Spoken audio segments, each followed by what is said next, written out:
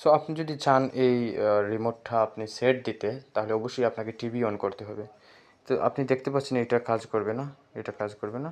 But আপনি দেখবেন যে এটা কাজ করে, হ্যাঁ, এটা কাজ করে। তো আমি ওইটা আপনাকে মাস্টার রিমোট কীভাবে সেট দেয় এটা আপনাকে দেখাবো। তো ফার্স্ট অফ অল আপনি কী করবেন, এই যে সেট বাটন আছে, এই রিমোটের ক্ষেত্রে আপনি সেট বাটনে ক্লিক করে ধরে বসবেন, ঠিক আছে?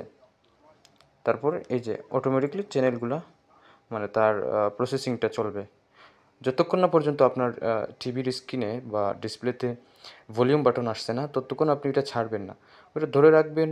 তারপরে যখন ভলিউম বাটন আসবে আপনি ভলিউমটা একটু ইনক্রিজ করে দিবেন, তাহলেই আপনার টিভির রিমোটটা সহজেই সেট হয়ে যাবে। অনেক ক্ষেত্রেই অনেকেই কিন্তু ভুল বা ফলস ভিডিওগুলো এরকম আপলোড করে ঠিকমতো লাস্ট ফিনিশিংটা দেয় না ভিডিওর। সো আমি এই ভিডিওটা ক্রিয়েট করার একটি মাত্র কারণ, আমি অনেক স্ট্রাগল করছি এইটা শেখার জন্য, অনেক খোঁজাখুঁজির পরে কিন্তু পেয়েছি।